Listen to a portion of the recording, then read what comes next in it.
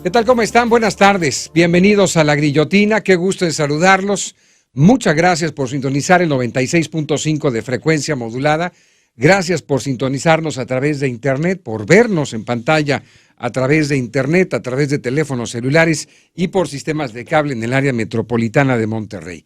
Estamos en vivo como todas las tardes durante la próxima hora para llevar hasta ustedes la grillotina. Y evidentemente el tema de la grillotina el día de hoy tiene que ser bajo el tema de las actividades del Congreso del Estado y muy particularmente la comparecencia del subprocurador anticorrupción Ernesto Canales Santos, que se dio el día de ayer, que como ya se lo narraba yo en el noticiero temprano, pues empezó muy suavecito, muy amigos todos, saludándose, muy sonrientes, de mucho respeto, y terminó, a mí parecer, casi a empujones al final de la sesión. ¿Qué fue lo que sucedió? Vamos a tratar de entrar obviamente a la esencia del tema, más allá del análisis del por qué se llegó a ese nivel de discusión, pero la esencia misma del tema, que es los diputados del Congreso señalando y acusando al subprocurador de haber recibido 6 millones de pesos, de tener ahí 3 expedientes en proceso, de dólares, y tener 3 expedientes en proceso, y además solicitándole que presentara su renuncia como tal, como subprocurador anticorrupción.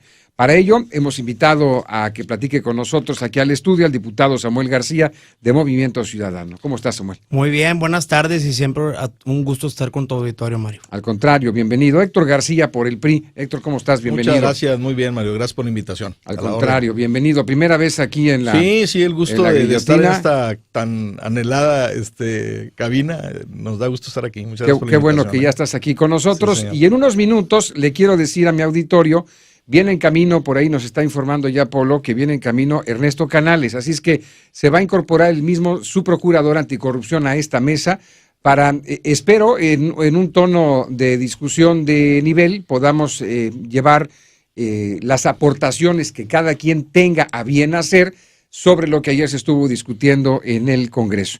Voy a empezar, si no tienen inconveniente, con Samuel. Samuel, dame tu panorama general, tu comentario general sobre lo que sucedió ayer. Tú estabas ahí sentado a un lado del subprocurador. A un lado me toca ser vicepresidente de la Comisión de Anticorrupción. Como preámbulo quisiera manifestar que Movimiento Ciudadano no ha estado de acuerdo en muchas comparecencias, porque pensábamos, y en algunas así fue, parecían más linchamientos o luchas de poder entre Ejecutivo y Legislativo. Sin embargo, en esta votamos a favor de la comparecencia por una sencilla razón.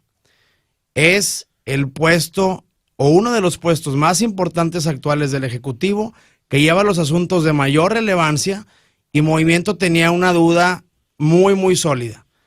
Si todavía tienes un juicio pendiente, ¿cómo le haces para estar enfocado 100% en tu trabajo y no distraído con un asunto de mucha cuantía que obviamente tiene un tema o trasfondo penal?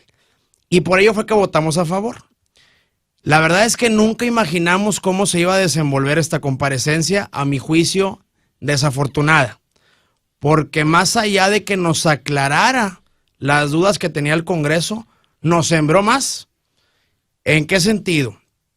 De manera muy técnica, sin meterme a lo mediático de cómo terminó el asunto o de cómo el PRI cuestionó vida privada o no, / pública del subprocurador anticorrupción, yo me llevo 2 dudas. En la comparecencia, en primer lugar, nos dice el subprocurador que no es especialista en materia penal. Y aquí la primera alerta. Si él no es especialista en materia penal, entonces, ¿quién de su equipo está dirigiendo las auditorías o las carpetas de investigación? No solamente ocupas expertise penal, ocupas también ser especialista en contabilidad forense para encontrar los enriquecimientos ilegítimos y los registros contables de la corrupción. Esa es la primera duda. La segunda es una metodología que, a un cuestionamiento que yo le hice de cómo iba a perdonar delitos de confesos, ¿cuál era el fundamento?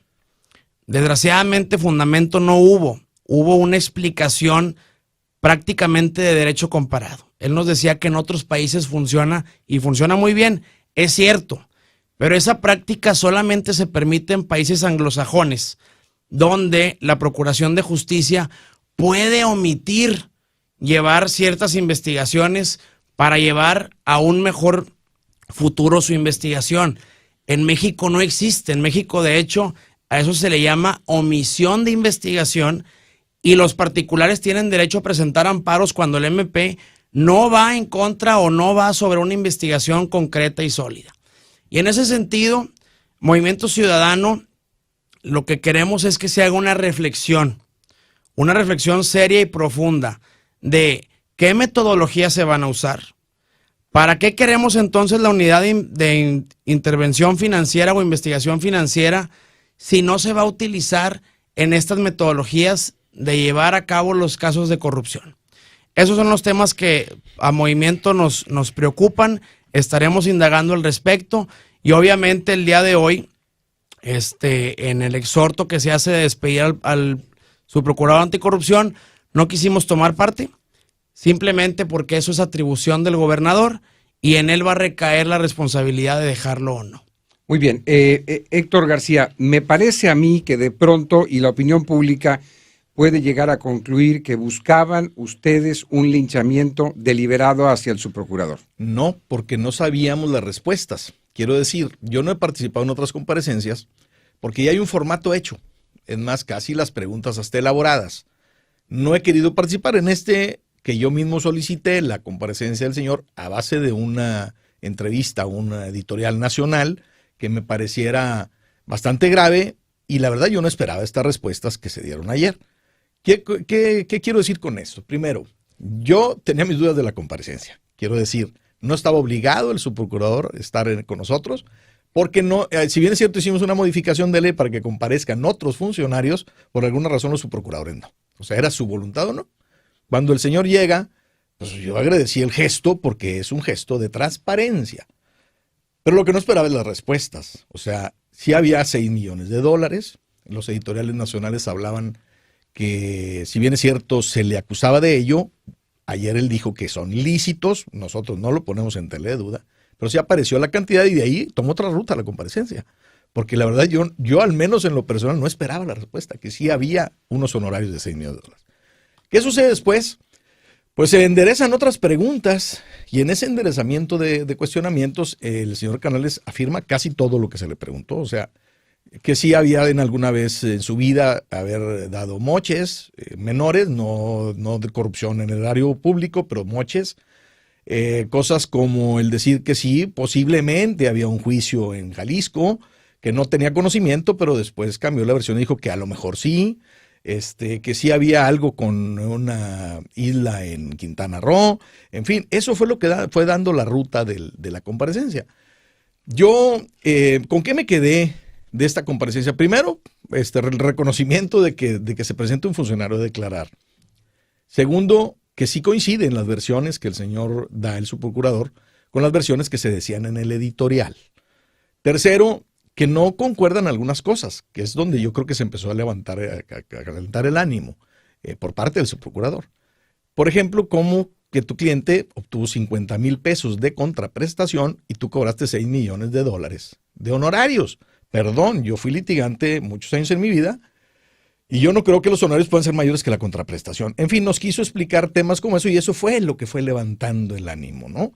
¿A qué me queda a mí? Pues simple y sencillamente quedó claro que el subprocurador sí tiene asuntos personales pendientes, y que esos asuntos personales pendientes que tienen que ver con acusaciones, que no quiero decir culpabilidad, porque aún no hay ni siquiera una consignación o un auto de libertad, me parece que no puede ser subprocurador en este momento en el tema de anticorrupción. ¿Para qué nació la Subprocuraduría Anticorrupción? Precisamente para ir contra los corruptos, para prevenir la corrupción, para perseguir la corrupción y para actuar en consecuencia. Si la persona que está ahí, como particular, todos hemos tenido litigios, todos tenemos dificultades como particular, pero cuando pasa la línea a ser servidor público, y más en un lugar tan delicado o de tantas esperanzas como es la Fiscalía Anticorrupción, me parece que en este momento, y lo sigo sosteniendo. ¿Cuál es la parte fundamental por la que tú opinas que él no debe ser subprocurador? Porque él tiene acusaciones en su contra que no están aún definidas. O sea, No estoy ¿Y diciendo eso que vaya a ser. le impide ejercer la función de subprocurador? Sí, yo creo que sí, Mario. Te ¿Con voy a decir por qué. objetividad? Te voy a decir por qué. Vamos a imaginar que en la acusación sí resulte culpable. ¿Qué va a pasar con las 10, 20, 50 o 100 acusaciones que él mismo integró contra corruptos? ¿Quién va a creer que una persona que fue cuestionada como culpable integró averiguaciones contra otros corruptos? O sea, no es el tema de si eso no es culpable. Él sostiene que es inocente. El tema es que hay un asunto pendiente de gran envergadura y de gran tamaño económico que él mismo dice que aún no es inocente, tampoco culpable. Entonces a nosotros nos parece que en ese tránsito y en ese momento en que no resuelve ese asunto, es muy riesgoso que un subprocurador anticorrupción esté en ese cargo, precisamente porque no está definido. Bien, justamente vamos a ir a una pausa. Ernesto Canales se va a unir a esta charla, está aquí ya con nosotros. Vamos a platicar con él, con el subprocurador de anticorrupción del gobierno del estado, Ernesto Canales Santos. Así es que no se vaya, que esto apenas está iniciando.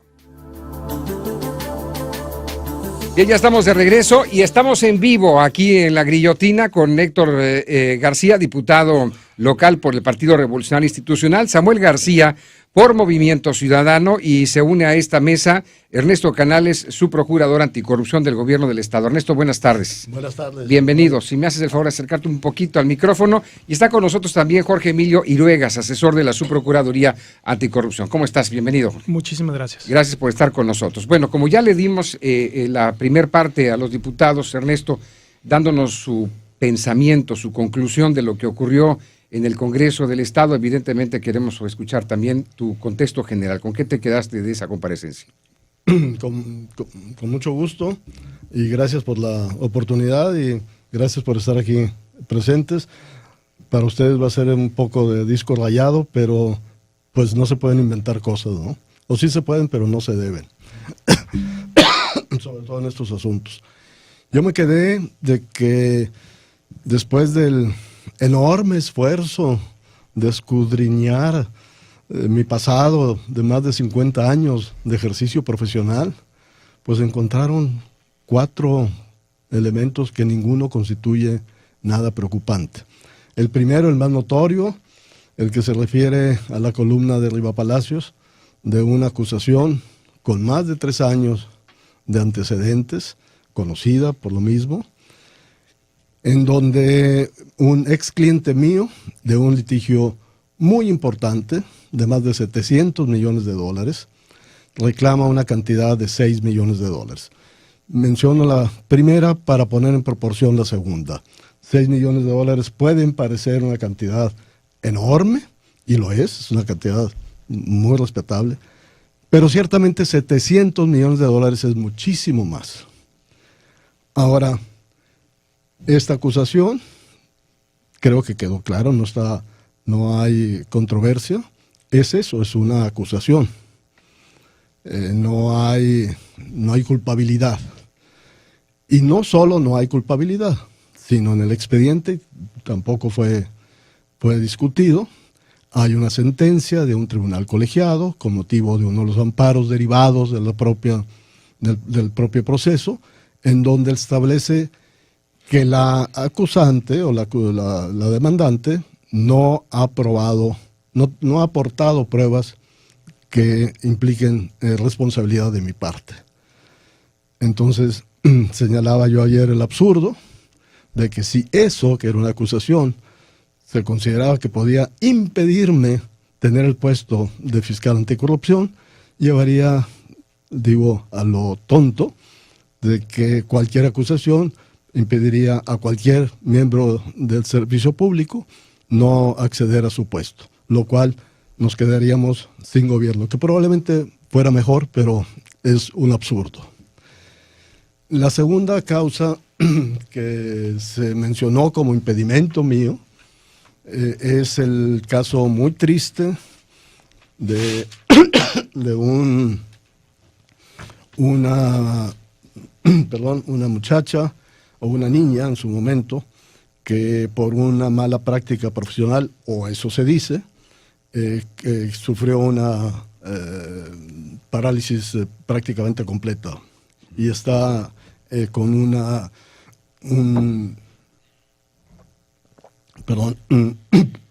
pues con posibilidades de movimiento y de comunicación muy limitadas.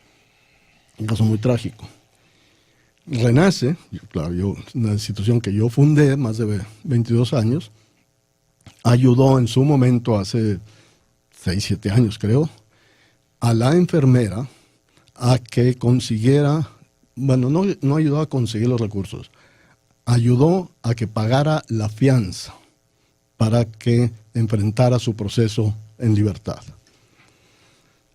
Renace usualmente hace esto como parte de del trabajo de la institución, como el objetivo, como la misión desde su fundación, de que aquellas personas que tienen derecho a la libertad y están presas y no tienen recursos para acceder a esa libertad, Renace promueve, busca patrocinios filantrópicos que reúnan estos recursos y se cubran las fianzas correspondientes. Se ha avanzado muchísimo.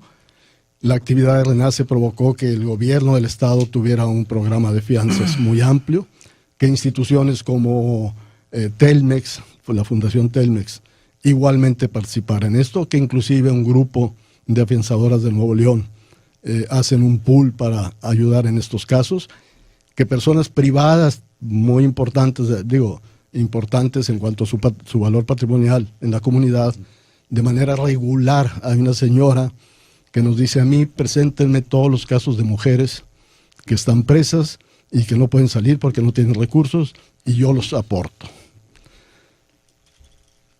No llegó el caso al consejo de la institución, yo no me enteré. Yo me enteré hace unos días porque sacaron, pues en este proceso de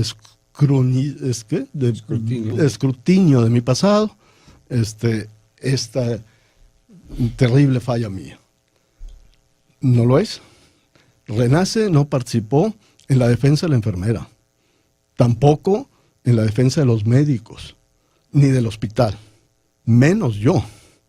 Renace participó en esa parte limitada. El tercer punto es todavía más absurdo, porque vamos de más a menos. El tercer punto es que posibles líos, así de indefinido. ¿Quién se defiende contra lo indefinido? De reclamaciones de tierras en la costa de Careyes. Yo, tratando de precisar, señalé que sí, efectivamente yo tengo clientes y he tenido, no es el primero, en Careyes y en muchas otras zonas de la República. Y actualmente tengo un cliente en Careyes que está promoviendo un desarrollo inmobiliario importante.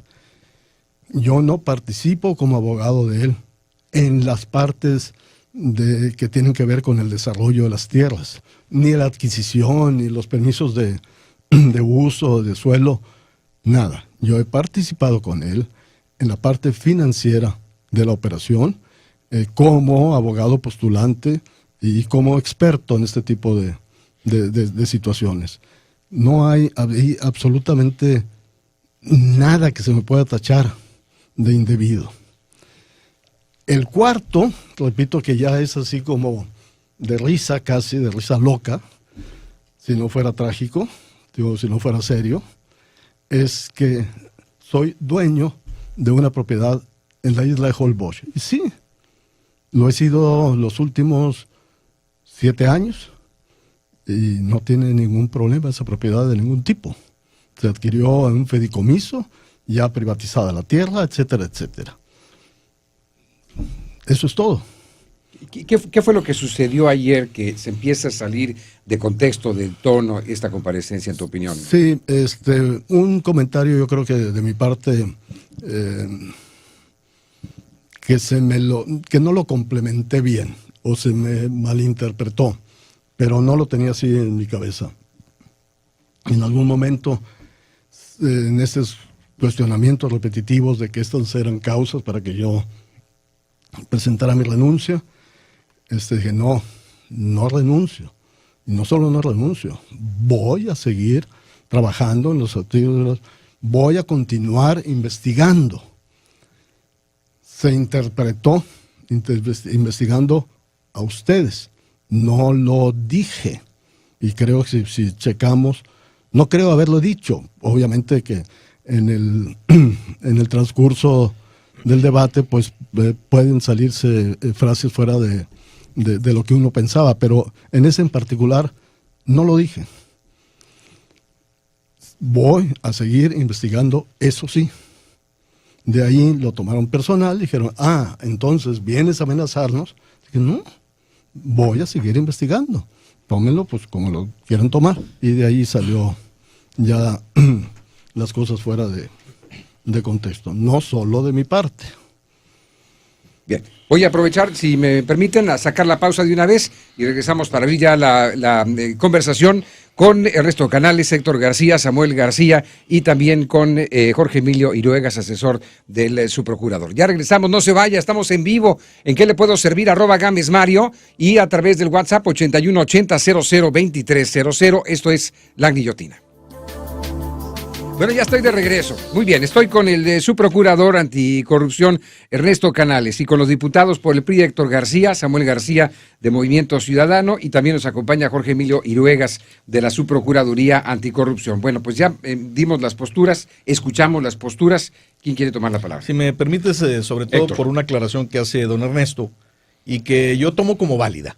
A ver, cuando terminó la comparecencia, bastante tardada, por cierto, debe de haber sido muy incómoda para el funcionario público, incómoda para muchos de nosotros seguir repreguntando, y en ocasiones hubo hasta repreguntas del mismo tema en 3 o 4 ocasiones.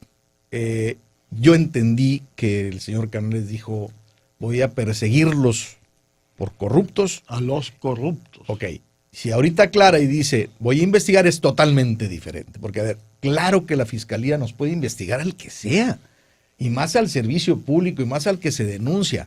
Lo que a mí me hizo ser firme en el llamado con el señor Canales fue decir, perseguir es muy diferente. La persecución significa no hacer justicia, no ir con la justicia. Investigar es ir con la justicia para llegar a un culpable o inocente en cualquiera de los casos. Pero perseguirte significa violar todas las reglas de la legalidad. Y eso fue lo que yo le dije, no señor, yo no se lo voy a permitir, le exijo respeto, pero además hemos sido víctimas de persecución, Mario. Y cuando la persecución se da desde el Estado, es terrible, porque te llega a tu casa, te llega a tus hijos, te llega a lo demás. Obviamente yo interpreté eso, yo tomo bien que el señor Canales esté aclarando en este momento que no fue la intención.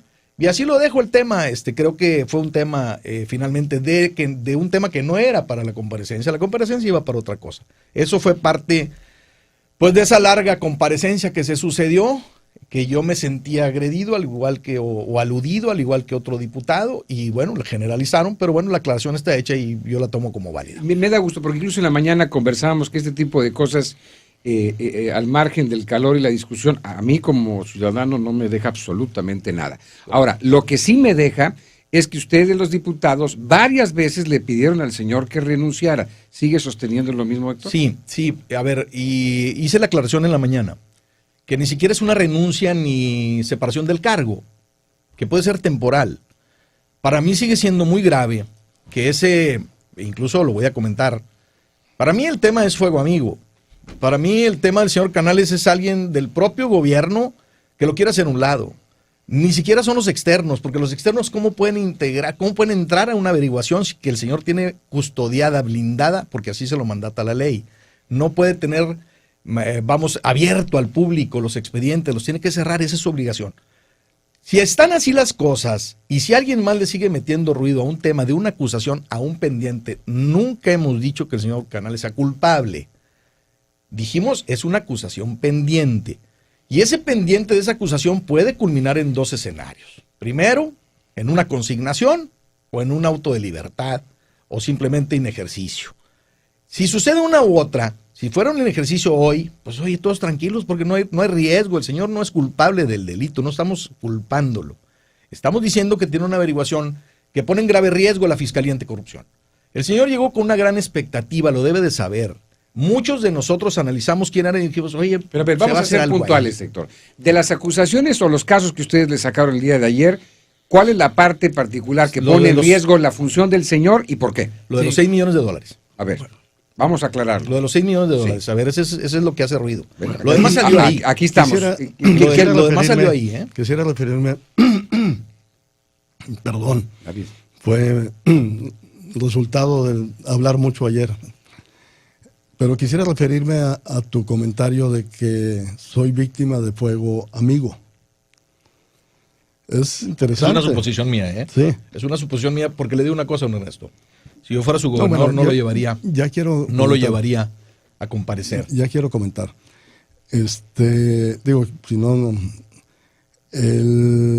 no lo compro, no lo creo, porque un fuego amigo que usa al Congreso, que el Congreso se presta para un fuego amigo, pues habla más mal del Congreso que del enemigo. Entonces no creo que sea por ahí, por respeto al Congreso. Nada más. Ahora, otro punto muy importante. Suponiendo, sin conceder, que pueda resultar el día de mañana con pruebas adicionales la señora Cusi, cuando ya ha tenido 3 años y no las ha aportado, y el expediente tiene 8 meses de inactividad, más bien hay que enfocarnos. ¿Por qué esa inactividad? ¿Por qué no se cierran los expedientes penales bajo el sistema anterior? Pero en fin, ese es otro tema. Entonces, suponiendo que con todos esos antecedentes haya una prueba nueva, que sería absurdo que no lo hubiera presentado antes, etcétera, etcétera, y que yo resultara culpable, la subprocuraduría, como la Procuraduría del Estado, es una institución. Yo no estoy solo, aquí me acompaña ahora uno de los asesores estrellas, por supuesto, pero tenemos ministerios públicos, investigadores, policías, peritos. Hay todo un grupo que son los que arman las averiguaciones. Mi culpabilidad en ningún momento afectaría la validez de ninguna de esas actuaciones. Entonces, no hay riesgo para el valor de las averiguaciones o investigaciones que se estén llevando en el supuesto caso que llegara a ser culpable. Ahora, ¿cómo voy yo a ofrecer mi renuncia por un supuesto caso que no se da? Todo el gobierno tendría que ofrecer su renuncia inmediatamente. Es un absurdo. La semana pasada que salían las editoriales, que empezaban los cuestionamientos, Movimiento accedió a la comparecencia con el único fin de preguntar si este asunto no le quitaba tiempo, enfoque o atención al subprocurador. Y en la comparecencia nos hizo ver que su asunto tenía inactividad, que tenía una sentencia de colegiado que prácticamente le daba la razón y que podía en su momento revivirse, pero al día de hoy no estaba actividad jurisdiccional.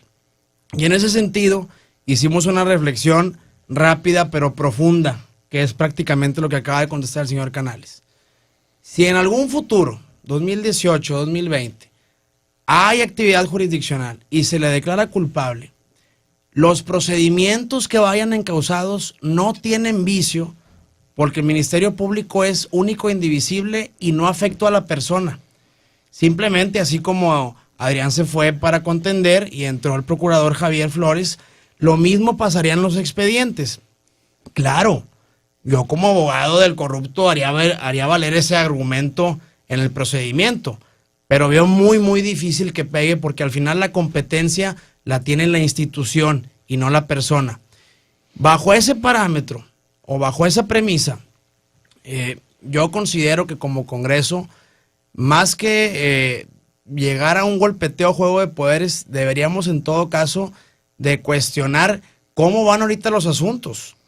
Esa promesa del gobernador de los 100 días doy 100 expedientes y luego doy prórroga, entiendo que el nuevo sistema no nos permite dar detalles, pero tal vez como Congreso sí nos pudieran dar información de cómo van los procesos, para cuándo sabremos cómo van a culminar esas consignaciones ante los jueces penales y en todo caso darle el aval al subprocurador. Esa es la pregunta que todos nos hemos hecho, y combinando lo que tú dices con un poquito las interpretaciones de grilla, de política, de café político, que ahorita hablaba Héctor que si era fuego enemigo, porque esas son conclusiones políticas, nada más. Fuego Fuego amigo. Me decía Fernando Elizondo Barragán, que ayer estuvo aquí en la Grillotina, mientras usted estaba todavía ya en la comparecencia, decía que esto, no tenía duda, salía porque se había anunciado, aquí lo dijo Manuel González hace unos días, que en 2, máximo 3 semanas más, ya saldrían los primeros casos o los primeros expedientes en contra de la corrupción,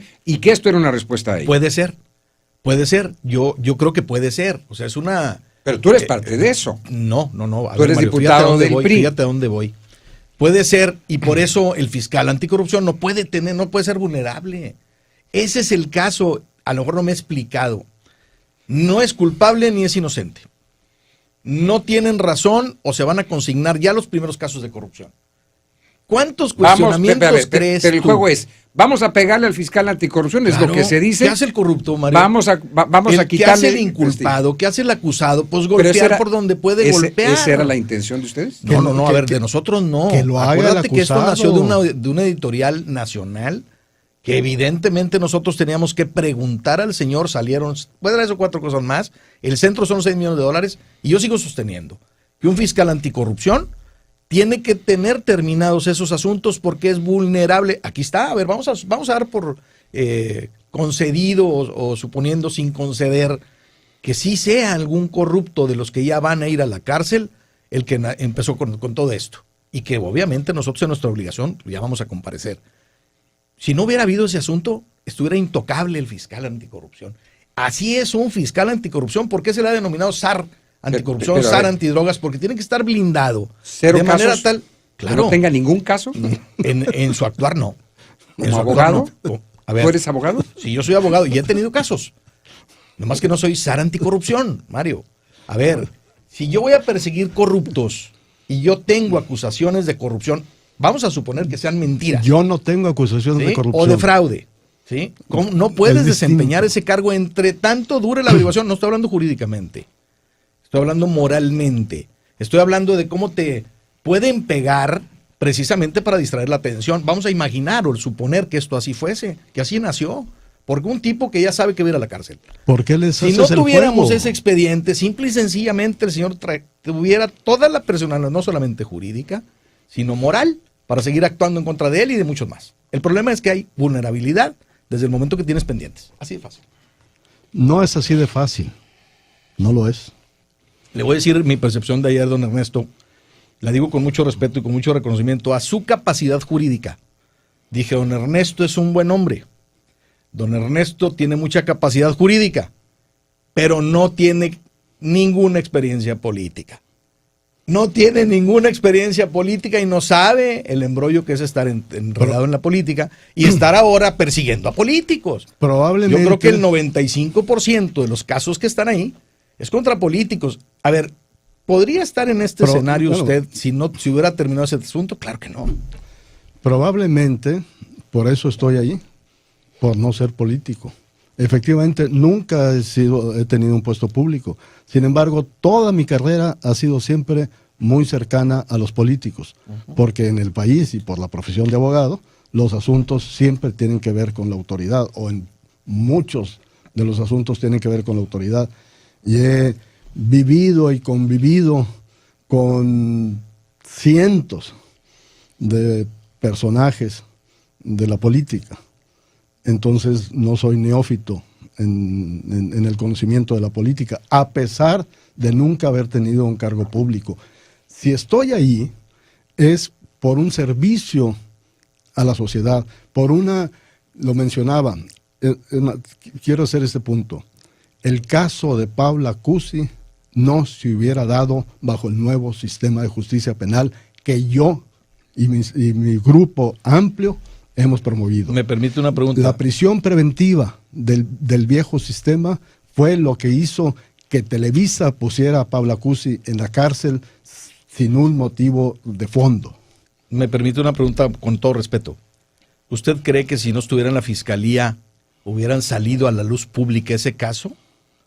Sale porque está en la vida pública, Y eso- porque y está eso- persiguiendo corruptos. Pero a ver, don Y Ernesto. ese comentario yo que tiene, digo, por Pero supuesto. sostiene muy, muy fácil. Tenemos que tener una personalidad ahí, que tenga el peso no nada más jurídico, que esté limpio, porque si no Bueno. va a contaminar los otros. No dije jurídicamente, yo coincido con Samuel. ¿Qué tiene que ver el Ministerio Público con la persona que lo encabeza? Resultando que lo consignaran, incluso lo encarcelaran. ya es un gran suponer, avance es otra de cosa. admisión. Sin Ayer embargo, no era el caso no así. está terminado. El caso no, así iba el caso. Así iba ayer. Así iba ayer. Esa es la visión al menos de este diputado. El tema es que usted termina su asunto y no tiene ningún problema, al contrario, está reconocido. El problema es que ese asunto sí contamina De y lo pone ninguna manera vulnerable. contamina. No es un asunto No se de enoje, corrupción. No se enoje. Es mi privilegio enojarme. No, hombre, porque Por así empezamos supuesto, ayer y se trata de por supuesto hacer un que debate me enojo, de altura. Pues, me ¿para qué nos siento enojamos? indignado. Yo no me voy a Más- enojar ya, Más que enojado.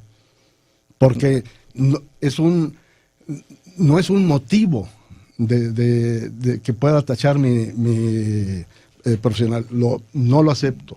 Porque es una acusación, repito, no probada, con más de 3 años, con 8 meses sin actividad, sin ninguna prueba concluyente en mi contra. No, en más de 50 años de ejercicio profesional, es el único caso de un diferendo de honorarios, de un asunto muy importante, es un asunto en donde la fuerza del Grupo Televisa se mostró descaradamente, y no es un asunto de abogados, es un asunto de la señora Cusi, viuda del señor Azcárraga. Fíjese, ayer por eso coincido con usted que estamos avanzando, Mario. Ayer la información que teníamos nosotros como diputados es que de una contraprestación de 50,000 pesos el señor cobró $6 millones de honorarios. Hoy aclara, porque no ayer, que en realidad el monto de lo que se buscaba eran $700 millones. No, ayer lo aclaré. En mi escrito está en uno de mis puntos. Ok. Yo no lo escuché, la verdad, bueno. Aquí Al contrario, fui por reiterativo aquí con lo de los tengo- 50,000 y dije que no cuadraba, que no No. era posible que por una cantidad de esa, ¿no? Fue uno de el tercero o el cuarto premisa de ayer, donde señalaba el monto del litigio. Por supuesto que estaba interesado en poner la proporcionalidad de los 6 millones con respecto a la suerte principal, como se dice entre los abogados. Sí. Déjenme ir una pausa. Regreso enseguida en la guillotina. No se vayan, estamos en vivo. El Twitter, @GamesMario, está a sus órdenes. Y en el WhatsApp, 8180002300. Bien, ya regresamos a la guillotina en compañía de Ernesto Canales, su procurador anticorrupción del gobierno del estado, de Héctor García, diputado del PRI, Samuel García, de Movimiento Ciudadano, y de Jorge Emilio Iruegas, asesor también de la subprocuraduría anticorrupción. Hasta donde vamos, bueno, ibas a mencionar algo antes del corte, Samuel, ¿tienes el comentario todavía? Sí, pues era prácticamente también yéndonos a lo técnico, sin meterme al golpeteo político. El día de ayer era una pregunta sobre un programa que ha funcionado en otros países, es cierto, de cuando alguien va y confiesa un delito de corrupción, se le perdona, por así decirlo, y ello con la finalidad de encontrar pruebas para poder inculpar al otro. Y aquí la única interrogante es, no me opongo a esa metodología, sin embargo, considero que eso aplica perfectamente en el sistema anglosajón. Se ve hasta en las películas y se conoce cuando el FBI o la CIA, con tal de que des mayor información, lo hacen a cada rato con los gobernadores que agarran aquí en México, te dan mucho mayor pena o a veces hasta te absuelven. Yo ahí sí me preocupa, quizás debamos trabajar en el Congreso en tipificar o en legislar en ese sentido, porque al día de hoy, ahí me tocó hace poco estudiar el nuevo sistema penal en la carrera, y yo conozco que existía la figura de que si te declaras confeso, se te reduce en automático por ley 1/4 parte de tu pena. Lo usan muchas veces cuando se les declara cadena perpetua a los inculpados. Entonces aquí sí me gustaría abonar en ello y sobre todo también preguntar cómo va a colaborar la subprocuraduría con esta nueva unidad de inteligencia financiera. Si esta unidad tiene cruces con Hacienda, con el SAT, con la UIF federal, porque yo creo que esa es la herramienta que podría ayudar en serio a un subprocurador, a un fiscal anticorrupción, porque otra manera de agarrar a un corrupto que no sea enriquecimiento ilegítimo lo veo complicado por cómo se dan las pruebas y cómo esta gente ya es experta en maniobrar, en hacer la contabilidad a modo, en usar empresas externas, terceros, domicilios no localizados, facturas, etcétera. Todo eso, a mi juicio, es muy importante y en la medida que el Congreso podamos aportarle a estas figuras, creo que es muy valiosa. Esa debería ser la discusión. Yo quisiera hacer dos aclaraciones. La primera tiene que ver con varios de los comentarios que en la mesa se vertieron ayer, y es que cómo vamos a utilizar esta figura, ya no tanto la legalidad, que ese es otro aspecto, pero no me quiero referir ahorita a ello, sino cómo vamos a ejercer esta figura dejando a un corrupto que por más que haya sido confeso en la calle. Mi respuesta es, pues es preferible dejar a uno que dejar a dos. Quiero señalar que no es nada más por la confesión, es por la aportación de pruebas y no hay una obligación automática. Es una situación casuística y es un principio del nuevo sistema penal en dos aspectos. El primero, en lo que se llama técnicamente el criterio de oportunidad. El nuevo sistema reconoce al Ministerio Público la facultad de establecer sus prioridades en las acusaciones que vaya realizando, precisamente para darle libertad de ser mayor eficaz en el combate al crimen. Le permite decidir la prioridad, la prelación de los casos, y tanto en la etapa de averiguación como en la etapa ya de instaurar el caso concreto.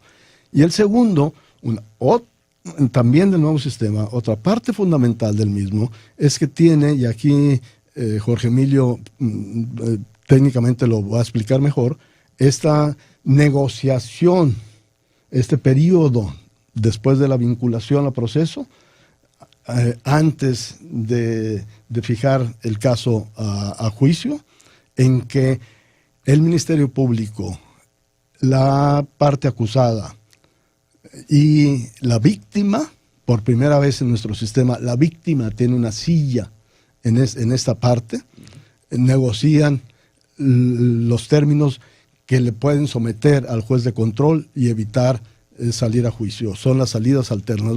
Me gustaría, Jorge. Digo, no agregaría mucho. La verdad, el tema del criterio de oportunidad creo que queda claro.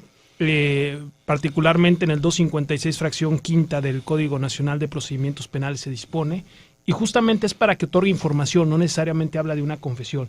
Y de igual manera es una facultad discrecional del Ministerio Público. No es que cualquiera que caiga en ese supuesto está obligado a prescindirse del ejercicio de la acción penal, sino básicamente con el objetivo de ser más eficaces en aquellas investigaciones complejas.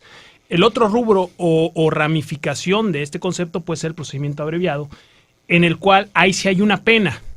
La negociación y el incentivo versará es que en esa pena no será tal vez tan grande o tan relevante como lo pudiera ser en juicio. Hay una reducción y esa reducción dependerá no solo del momento procesal en el que se otorga, es decir, si se otorga mucho antes, obviamente descargas de trabajo al Ministerio Público y evitas llegar a juicio, de las pruebas que puedas llegar a tener, que tan sólido sea tu caso, sino también en las dos variantes que establece el Código Nacional, que serían en el sentido de si tiene o no antecedentes penales, básicamente si ha sido sentenciado por un delito doloso, y en ese caso la reducción variaría un poco más o un poco menos, incluido también si es culposo o doloso esa comisión.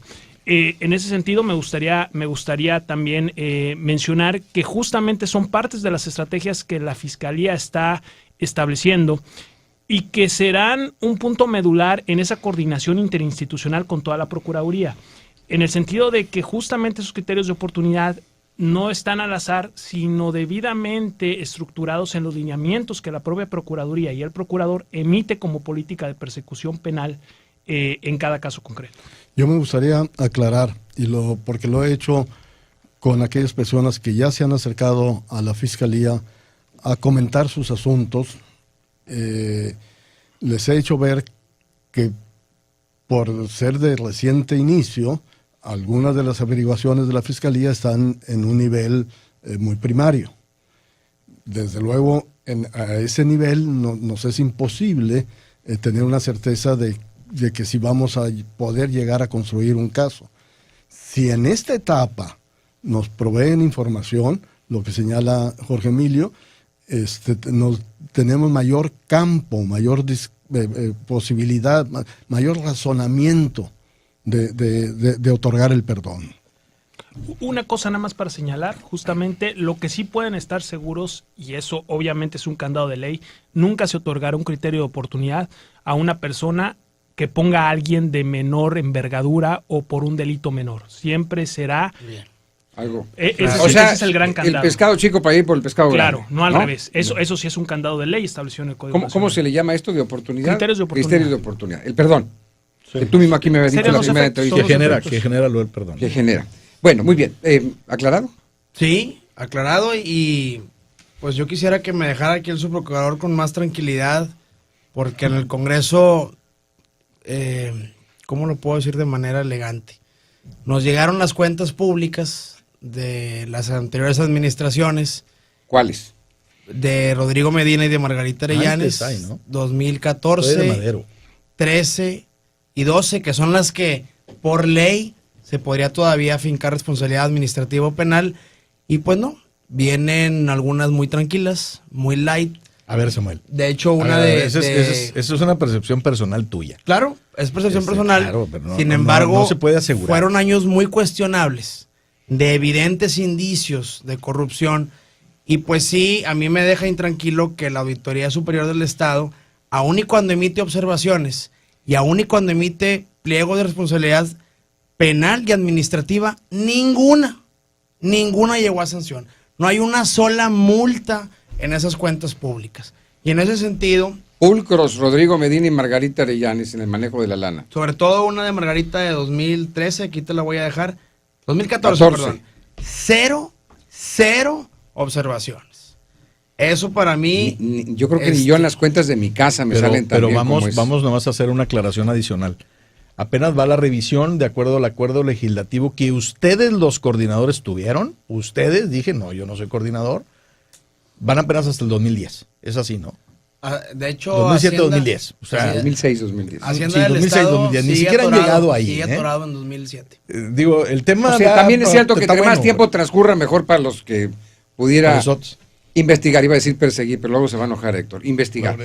Bueno, a ver, en el tema de que nos ocupa en esta mesa, el tema, Héctor García, Sí, señor. ¿sigues pensando que Ernesto Canales Santos no debe ser su procurador anticorrupción en este estado de Nuevo León? No hasta en tanto resuelva ese asunto. Mientras no resuelva ese asunto, y creo que lo tiene la capacidad jurídica, tiene los elementos por lo que escuchamos ayer, tiene todos los datos importantes para obligar al fiscal a que ya diga, no hay nada ahí, porque sigue siendo vulnerable. Ese es el tema. A ver, para mí, quiero ser muy incisivo en ese tema. Ayer Pero hay un comentario que hizo Ernesto que dice, a ver, es una acusación, Sí, nada más. sí. Si yo te acuso a ti mañana, ¿ya te hace vulnerable? Depende del puesto donde estés, porque si él fuera el director de obras públicas, o sea, no un investigador de corruptos, es diferente. Si fuera un regidor de un municipio, es diferente. No tiene la responsabilidad de seguir sancionando.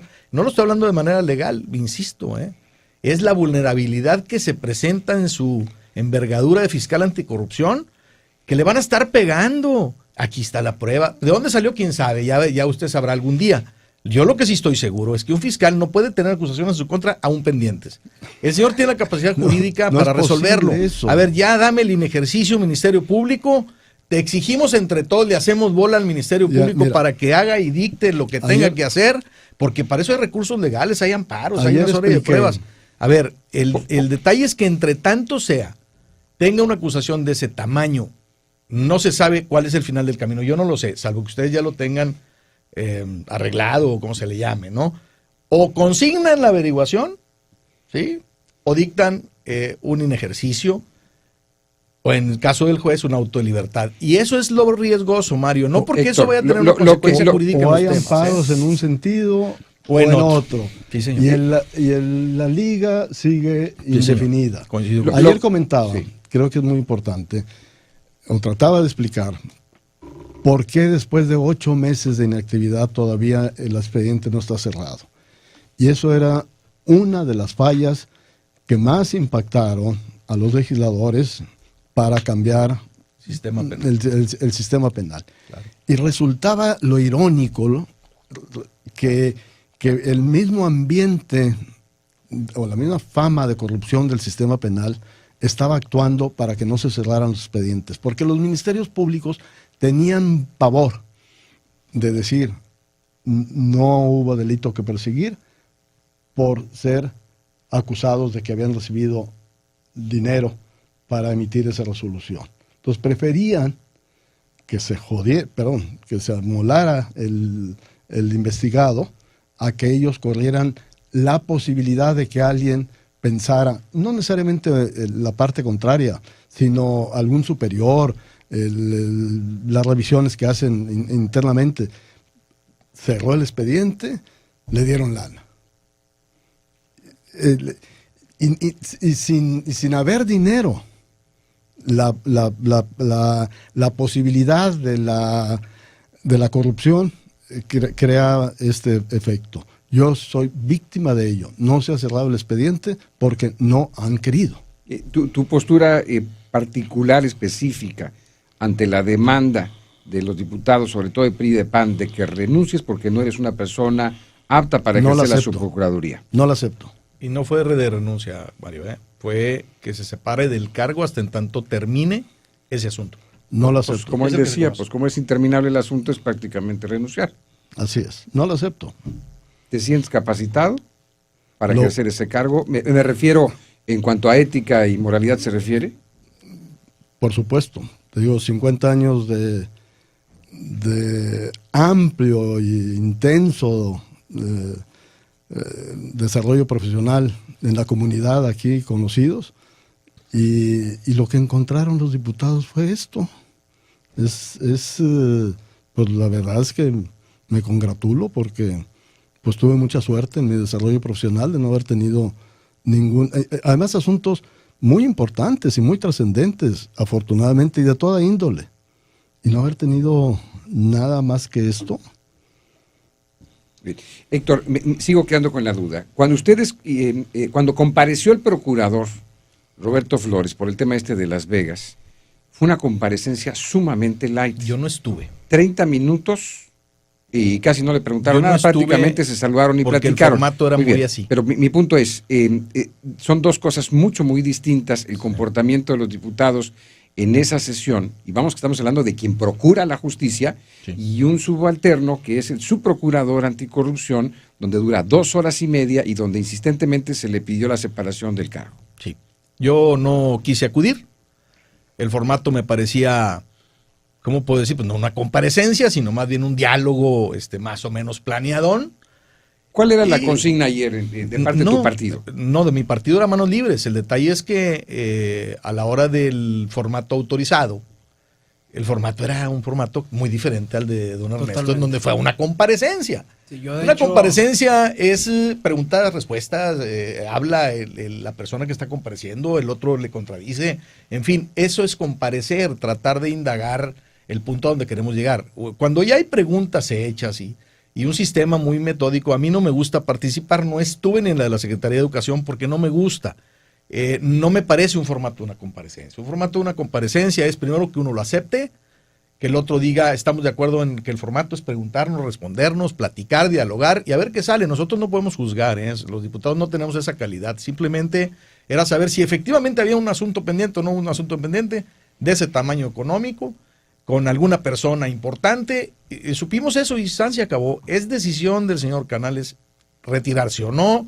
Yo respeto, no comparto su forma de pensar, pero la respeto, es una visión, es su forma de pensar. Respeto también si el gobernador quiere decirle, oye, te separas o no, lo respetamos. Nosotros concluimos hoy en la mañana diciendo, esto fue lo que se concluyó. Yo, Héctor García, creo que mientras no concluya esa averiguación debe de separarse. El manoteo al final de la comparecencia, esas imágenes que todos vimos. Lo aclaró don Ernesto y yo lo secundo. Yo entendí, los voy a perseguir. Perseguir es muy diferente que investigar. La persecución no es un método legal, es un método ilegal, es coacción, es hacer cosas ilegales para perseguir. Yo te lo comenté al inicio de la plática, yo he sido perseguido en otros gobiernos y la persecución es terrible. No vale amparos, no valen formas, tus hijos son agredidos, tu familia. Entonces, cuando me dice los voy a perseguir por corruptos, si a mí me dice los voy a investigar, a ver, usted tiene la facultad ante denuncia presentada de investigar al que sea. Diputados, sacerdotes, funcionarios, no funcionarios, alguien que haya participado en un acto de corrupción, puede ser, para eso es la Fiscalía Anticorrupción. Ese fue lo que causó para mí el ser firme con él, decir, no señor, a mí me respeta, porque voy usted a hacer ni siquiera me va a investigar. un símil. El presidente Calderón tenía la costumbre, en sus discursos, decía, agarramos a 5 narcos, agarramos a lo que sean.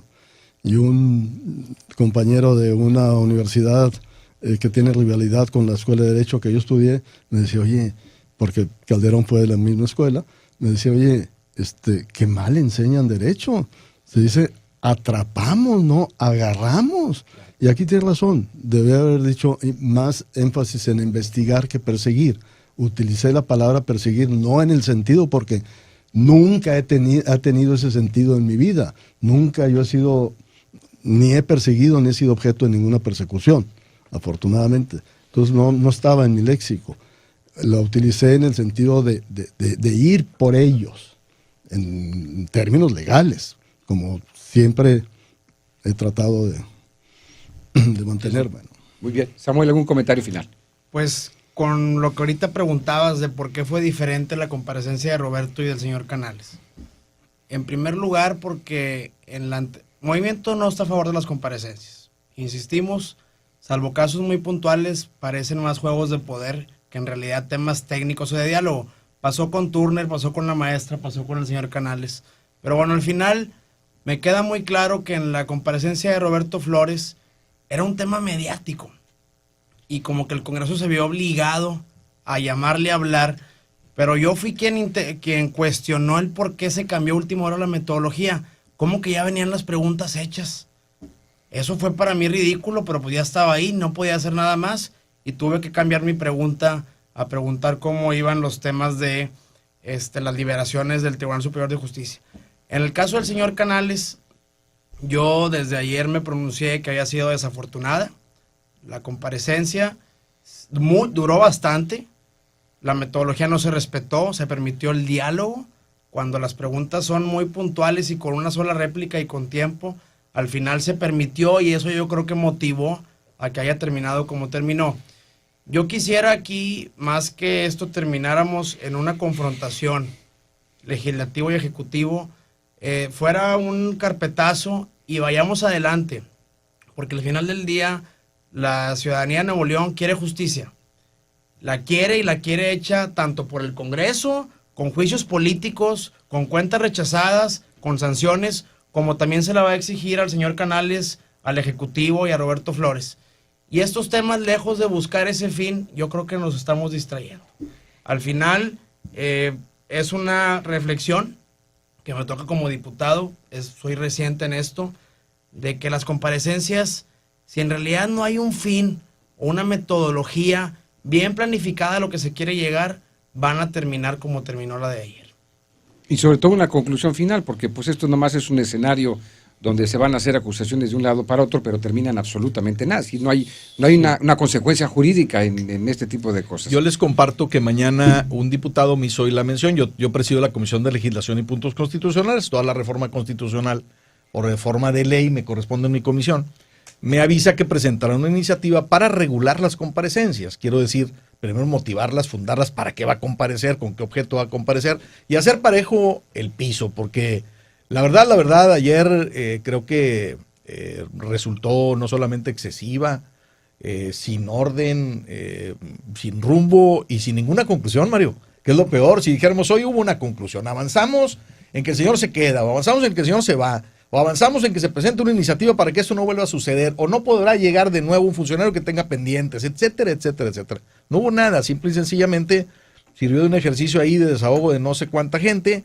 que luego lo que hace es alejar los acuerdos que el legislativo debe tener con la Fiscalía Anticorrupción vía las iniciativas legislativas que puedan ser productivas y que den un producto final, pues si no, entonces no tiene ningún sentido. Yo creo que en lo personal sirvió de experiencia, algo haremos para que las cosas cambien y aportar, y bueno, yo le deseo mucha suerte al señor Canales en su encargo. Yo hubiese querido que nos hubiera dicho, ya hoy terminé el asunto, traigo ya el documento con el cual está terminado, y eso pues para mí lo hace un hombre menos vulnerable, porque se va a enfrentar, y todos sabemos, que un corrupto es corrupto en todo. El corrupto compra aquí y allá, y el corrupto simple y sencillamente pues no puede ser juzgado por alguien que aún tiene un juicio pendiente. Ernesto, comentario final. Te doy la risa, pero pues me siento plenamente capacitado para realizar mi función. Creo que un magnífico producto de este ejercicio es que se afoquen las baterías a lo que está haciendo la Fiscalía. La importancia de los trabajos de la Fiscalía ahora son más evidentes, y no solo a nivel local, sino esto nos abre la vía nacional. En el momento en que tengamos algún caso que presentar, va a ser noticia nacional, no solo local. Y eso, aunque desde luego significa mayor presión para la Fiscalía, también tiene un efecto corrector importante. Los asuntos penales se presentan no solo para resolver el caso, sino para sentar el precedente. Entonces, los asuntos que presente la Fiscalía de Nuevo León, ahora con esta visibilidad lástima que haya sido en contra de mi persona, pero de la actuación de la Fiscalía, pues van a tener precisamente ese efecto nacional de prevención del delito de corrupción, que las gentes se preocupen de que ya no es parte o ya no está de moda en nuestra cultura ser corruptos.